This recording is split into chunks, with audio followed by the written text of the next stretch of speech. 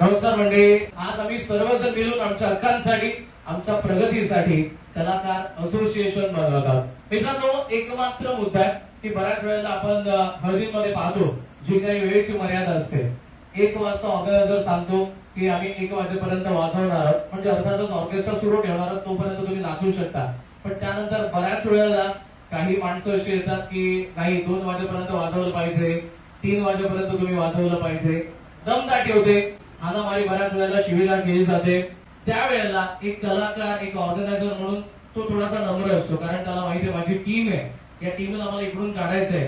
पण जर अशा गोष्टी घडत असतील, त्या घरमालकाला आमची नम्र विनंती आहे की तुम्ही जेव्हा बोलवता ही जबाबदारी तुमची आहे, आम्हाला सामावून तुम्ही घेतलं पाहिजे. आम्ही कलाकार आहोत, आम्हाला तुम्ही पैसे देता, तुम्ही आम्हाला विकत घेत नाही, ते वेळेचे पैसे. त्यामुळे एक विनंती आहे तुम्हाला, खास करून या व्हिडिओद्वारे आम्ही सर्वजण यासाठीच एकत्रित आलेलो की जी काही आम्ही वेळ देत आहोत 1 वाजेपर्यंत, आम्ही जर तुम्हाला सांगतोय तुमचा एखादा फरमाईश खाली आम्ही एखादं गाणं वाजू, पण तुम्ही जर जास्त वेळ सांगत असाल 2चे 3, 3चे 4, तर मग मित्रांनो हे कुठेतरी चुकीचं आहे. यासाठी आम्ही सर्वजण या ठिकाणी एकत्रित आलेलो आणि ती सर्व नियमावली आम्ही तुमच्यापर्यंत पोहोचवणार आहोत. मित्रांनो, जर एखाद्या कलाकाराला तुम्ही शिवीगाळ केली अथवा त्याच्यावरती हाणामारी हात उचलला तर तुमच्यावरती आम्ही कायदेशीर कारवाई देखील करू शकतो. बिकॉज आज आम्ही एक जण नाहीये, तो कलाकार एकटा नाहीये, त्या कलाकाराच्या मागे ही सगळी तुम्हाला हे सगळे कलाकार दिसत आहेत, ही आमची टीम आहे. आणि याच टीमचा अर्थातच आम्ही कलाकार असोसिएशन आज सर्वानुमते या ठिकाणी स्थापन करत आहोत.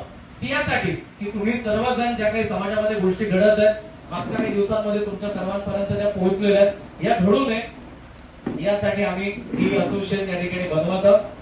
त्यासोबत एखाद्या गावामध्ये बघा, गावं प्रत्येक वेगवेगळी असतात, तिथे येणारा प्रत्येक जण वेगळा असतो. घर मालकाची बऱ्याच वेळा त्यामध्ये चुकी नसते, पण घर मालकाने याची नोंद घ्या की तुमच्या स्टेजवरती येणारा जो कोणी माणूस आहे तुम्ही त्याला निमंत्रित केलेलं आहे, त्याने निमंत्रित कलाकाराची, स्टेजवरती असलेल्या कलाकाराची देखील तितकीच इज्जत, तितका सन्मान केला पाहिजे. जर त्या स्टेजवरती एखाद्या माणसाने त्या कलाकारावरती हात उचलला, शिवी दिली, तर तो गुन्हा दाखल केला जाईल आणि तो घर मालकावरती देखील केला जाणार आहे. त्यामुळे घर मालकांनी याची नोंद घ्या.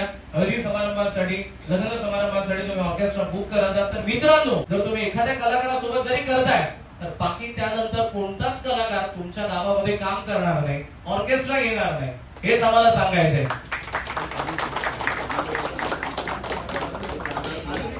येस, मागच्या काही वर्षांमध्ये तुम्ही बऱ्याच गोष्टी बघितलेल्या आहेत. एखादं छोटंसं उदाहरण घ्यायचं म्हटलं की दिवा पाटील साहेब 3-4 वर्षांअगोदर जे आपण आंदोलन केलं होतं या समाजामध्ये, आताही जा युट्यूबवरती असंख्य गाणी तुम्हाला मिळतील, ती या समाजातील इथे या व्हिडिओमध्ये उपस्थित असलेल्या बऱ्याच कलाकारांनी बनवलेले आहेत.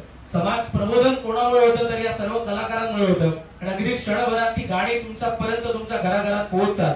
तर मित्रांनो, या सर्व कलाकारांचं या समाजामध्ये असलेलं स्थान मोठं आहे, त्यांचा आपण आदर करणं हे आपलं आद्य कर्तव्य आहे. त्यामुळे प्रत्येकाने, जरी तो ऑर्केस्ट्राच्या हळदीमधला कलाकार असला तरी त्याचा सन्मान करणं हे आपलं कर्तव्य आहे.